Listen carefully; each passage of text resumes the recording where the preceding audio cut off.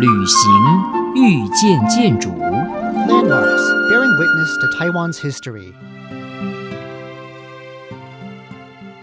Over the 2 days from May 17th to 18th, 2018, on Green Island and in the Taipei suburb of Jingmei, 2 sections of the National Human Rights Museum opened. President Tsai opened the Green Island section, and Premier Lai attended the Jingmei section's opening. The fact that officials were there is very symbolic. The 2 sites had entered their 18th and 12th years. Even now, not everyone knows about these 2 museum areas, let alone their names. Right now, the formal name of the Green Island site is the Green Island White Terror Memorial Park. The Green Island Park was actually started in 1999. Figures like Bo Yang proposed a memorial on Green Island. Through the support of former President Li Donghui and a grant of land, a memorial plaque was set up on Green Island. This symbolized the start of the whole Green Island Memorial.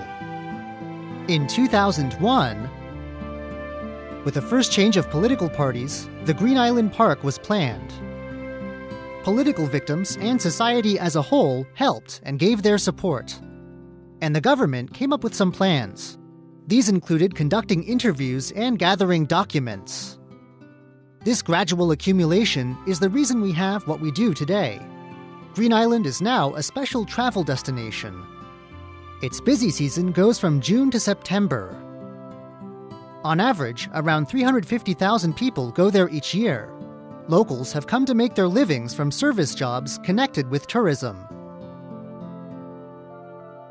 Many visitors come from across Taiwan, and there are even many visitors from abroad. They come for the island's sea and sun, but find the dark history of the island's prison. For visitors, coming to Green Island is an interesting travel experience. It has been called a kind of dark tourism. Speaking of this old prison for political criminals, there was a Japanese colonial-era center for vagrants. And then the post-war prison. The history of the political prison can be divided into 2 periods. The first was, from 1951 to 1956, the New Prisoners Disciplinary Center.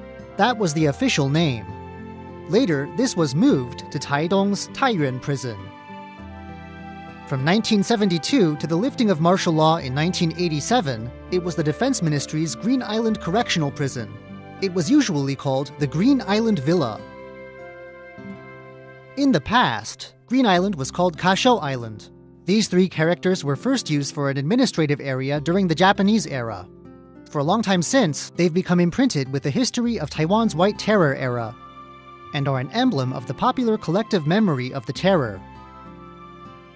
The Green Island White Terror Memorial Park officially became a national museum in 2018. It must continue accumulating a rich array of documents and a record of serving visitors.